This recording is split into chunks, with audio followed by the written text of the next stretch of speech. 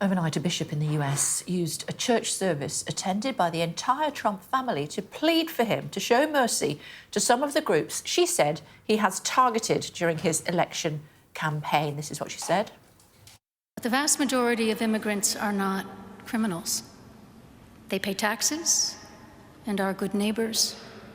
They are faithful members of our churches and mosques, synagogues, wadara, and temples. I ask you to have mercy, Mr. President, on those in our communities whose children fear that their parents will be taken away, and that you help those who are fleeing war zones and persecution in their own lands to find compassion and welcome here. Let's talk about this in more detail, should we? Campaigner and activist Ellie Gomersall and Baroness Claire Fox, Director of the Academy of Ideas and former MEP, are both with us now. Hello to you, ladies. Ellie, to you first of all, if I may. The Bishop says people in America, trans people specifically, but also immigrants feeling scared because of what he has said on the campaign trail. Do you think that they should? I think absolutely, and I think that when we look at Donald Trump's first presidency, for example, we saw the actions that he took, particularly against immigrants, introduced a policy of splitting children from their parents, just incredibly cruel, regardless of your views on immigration.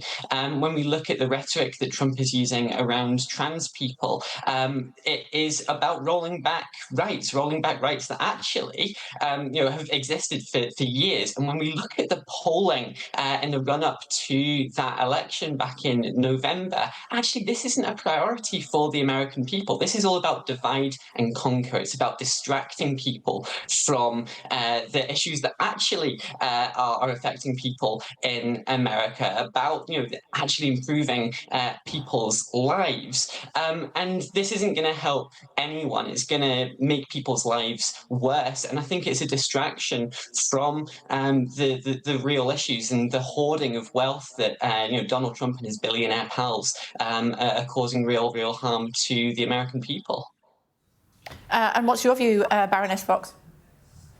I think for many millions of people in America and actually elsewhere, hearing somebody assert actually the importance of women's rights, for example, the divisive nature of equity, diversity and inclusion policies which have played on identity politics and ended up denying rights, for example, to women when it comes to the issue of transgender ideology and the way that women have been denied hard fought for rights for many years, then they'll actually be quite relieved and think this is a very positive thing. I think that when you say should people be scared, absolutely not scared, but obviously illegal migration is an issue everywhere.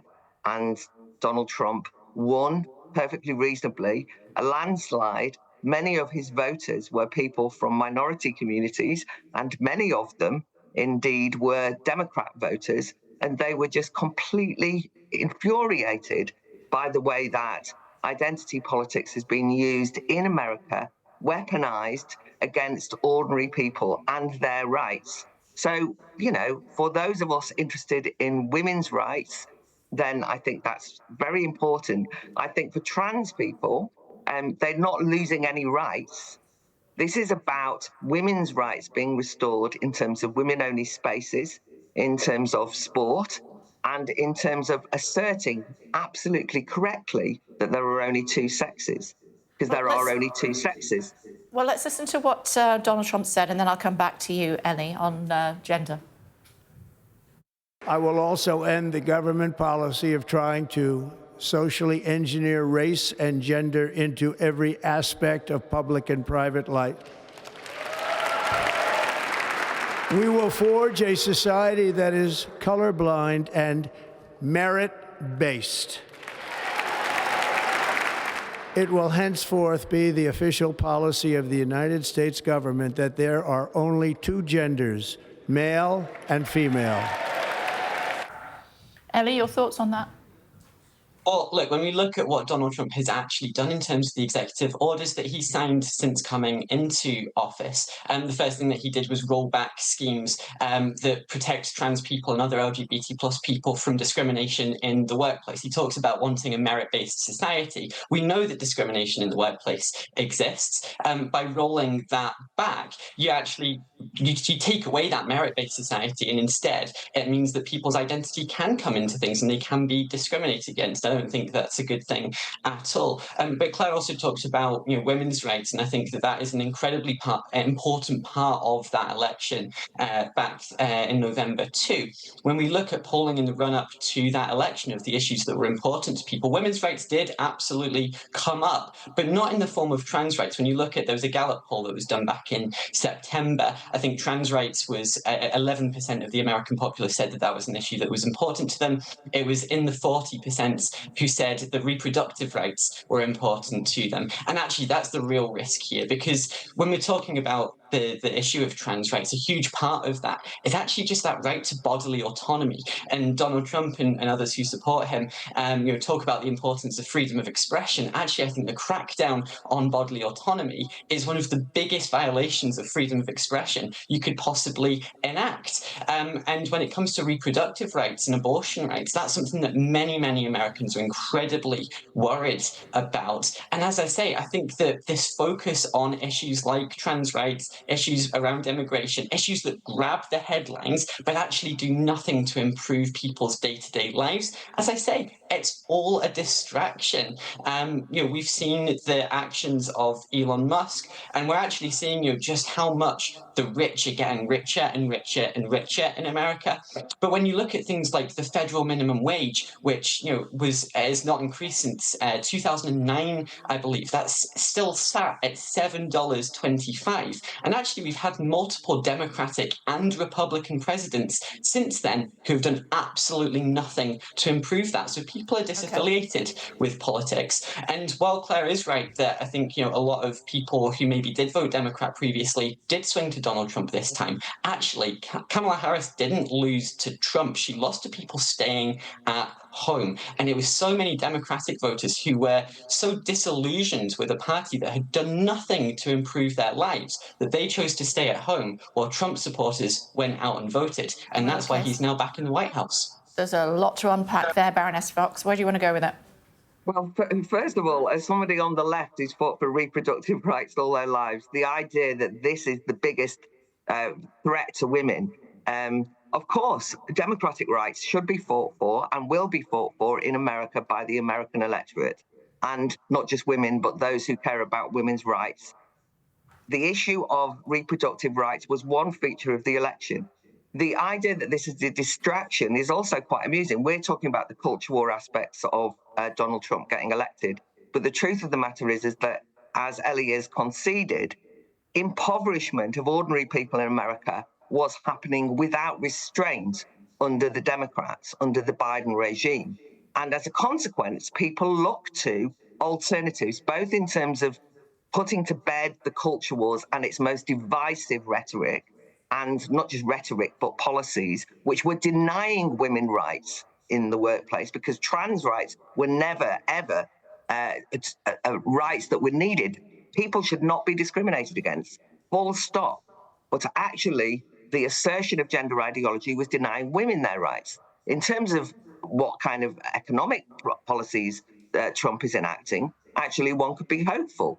At the moment, at least, and this is not to say that the Billionaires Club are doing this for the ordinary working people, but the reason why ordinary working people voted for Trump in their millions is because, for example, when he says that he's going to have a new energy regime, that we won't be held back by ideological commitments to decarbonisation, but that actually economic growth will be at the forefront. And people are very gratified to hear that.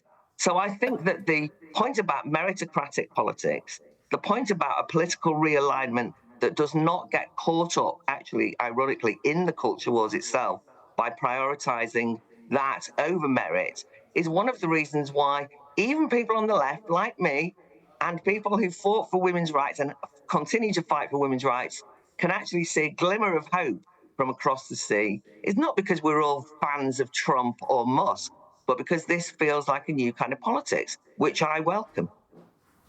OK, while I've got you and you're talking about the culture wars and Elon Musk, let me ask you, Baroness Fox, first of all, let's have a look at what he did. And I just want to say thank you for making it happen. Thank you.